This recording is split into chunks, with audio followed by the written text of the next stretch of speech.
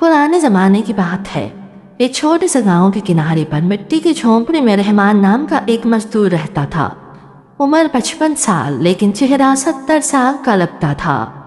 धूप ने रंग जला दिया था, मेहनत ने हाथ पत्थर बना दिए थे, मगर दिल शीशे की तरह साफ था।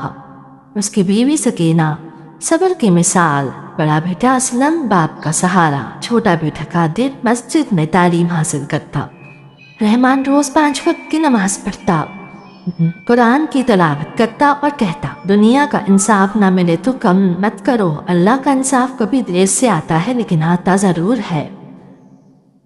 लेकिन जिस जमीन पर वो काम करता था वहाँ का मालिक था नवाब शमशेर खान।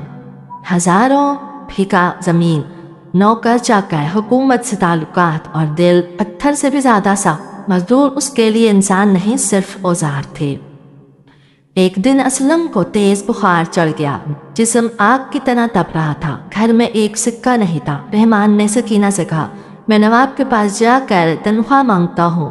सकीना की आंखों में डर था लेकिन उम्मीद भी थी।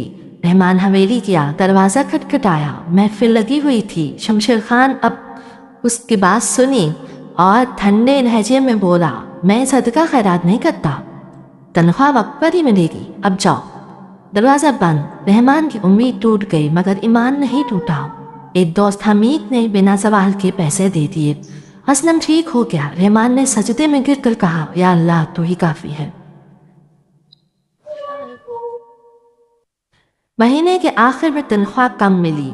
2 दिन का पैसा काट लिया गया। छोटा इंसान। रहमान ने बस इतना कहा, अल्लाह सब देख रहा है। फिर पता चला नई जमीन असल में किसी और की है। नवाब झूठा कब्जा कर रहा है। रहमान के दिल में तूफान उठ गया। मैं जुल्म का हिस्सा नहीं बनूंगा। उसने काम छोड़ दिया। नवाब शमशेर खान को जब मालूम हुआ कि रहमान ने इसकी जमीन पर काम छोड़ दिया है तो उसका गुरूर ठेस खा गया।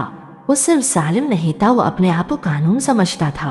अगले ही दिन इसने अपने कारिंदों को हुक्म दिया, इस रहमान को सबक सिखाओ ताकि कोई और मजदूर जबान न खोले। चंद दिन बाद गांव में शोर मच गया।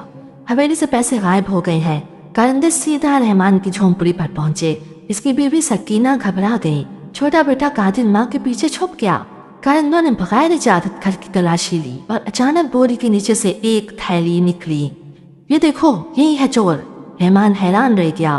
मैंने कुछ नहीं किया, अल्लाह की कसम। लेकिन किसने सुनना था?